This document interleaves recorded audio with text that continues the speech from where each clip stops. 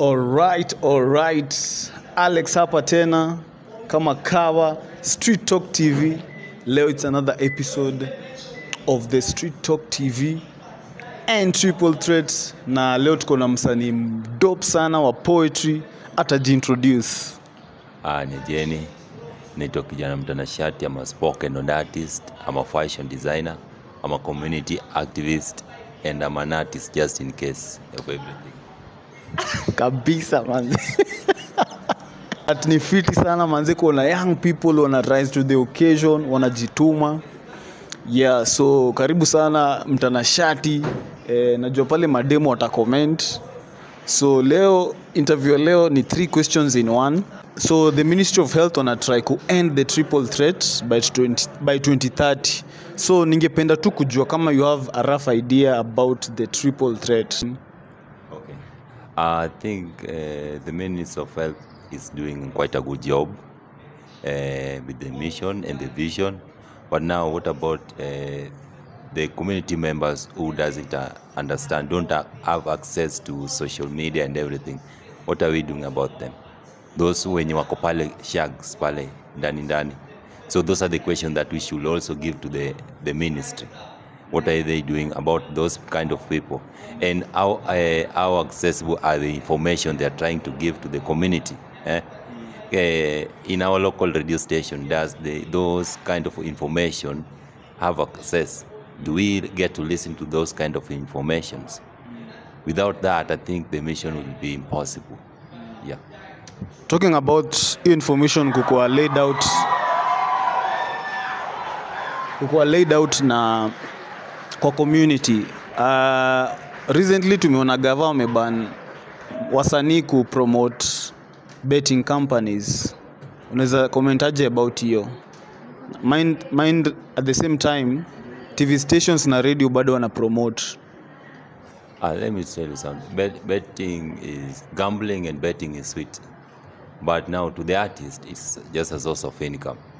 What about the common mwananchi pale at the grassroots?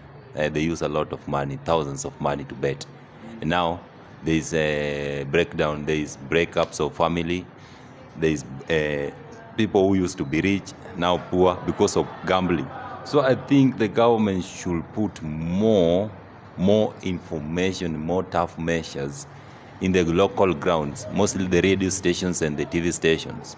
You see, because gambling and betting is destroying families. Let me tell you something. As much as we artists are getting money out of adverts, our funds, those are the grassroots, they are actually being destroyed. Kabisa. So back to our main questions today. So the triple threat ni 3 things. Number 1 kuna HIV, number 2 kuna GBV ama SGBV, na number 3 kuna unintended pregnancies. So tutaanza na ya kwanza. So tutataka kuona knowledge yako on SGBV. Imekuaje ukigrow up mtaani, zile stories zenye umekama across wewe kama activist? Knowledge about SGBV. I think we are living in a society where everything is open and everything also hidden at the same time. Hidden in a manner that parents don't actually know what is going on among the children, and open that we as a youth, we know actually what is going on.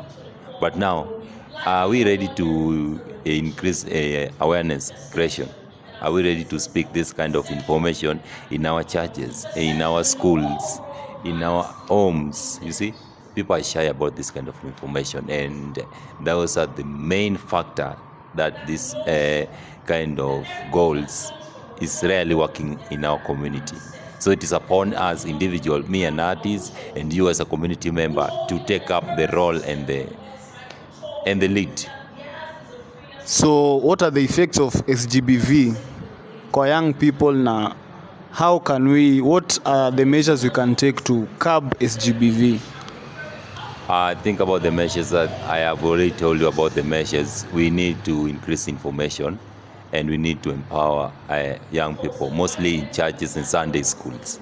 In schools, actually, in primary and public and private sectors, we need to increase those information. Actually, this is the kind of information that we need to tunafaa tulete subject shule kama Kizungu, tuko na English, Kiswahili, maths and all that. We need to introduce this kind of information as a subject, not just as information being given once in a term or just like that. Yes.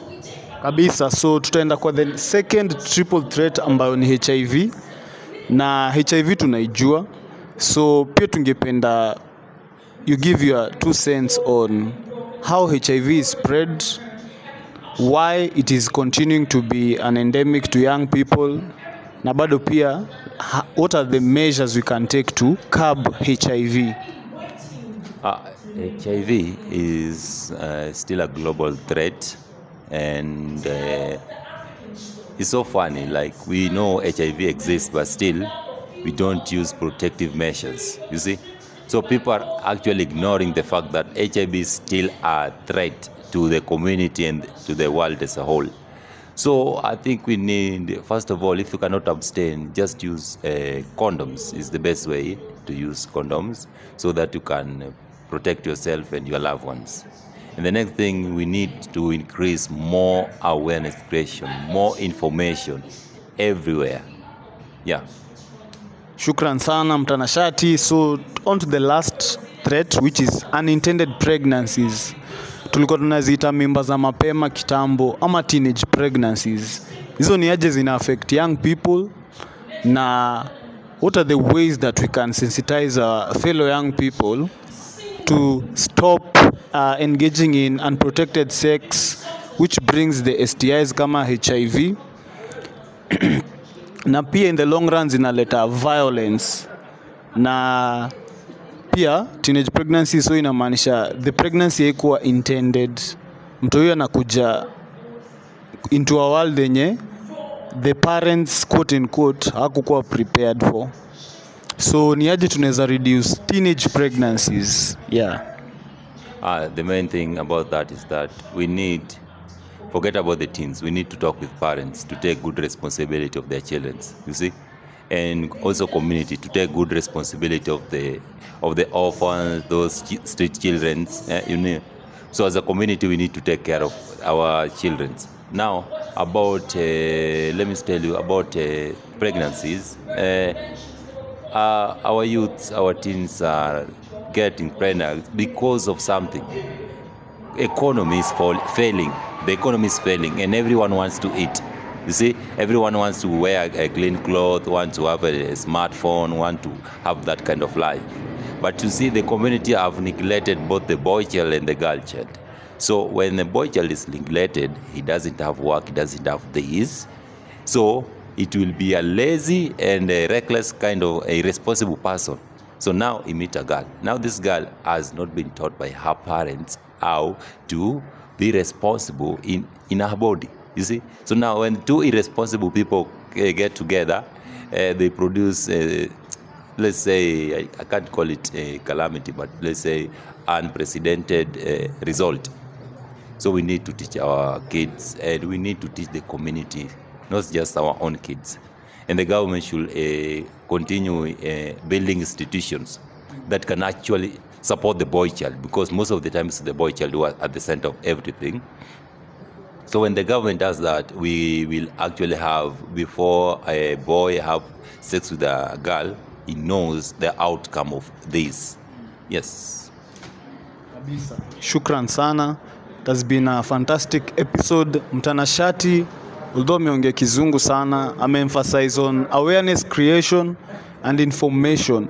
So tuna urge the organizations out there to make information localized and understandable to young people, so that we can all rise to end the triple threat. See you next episode. Bye.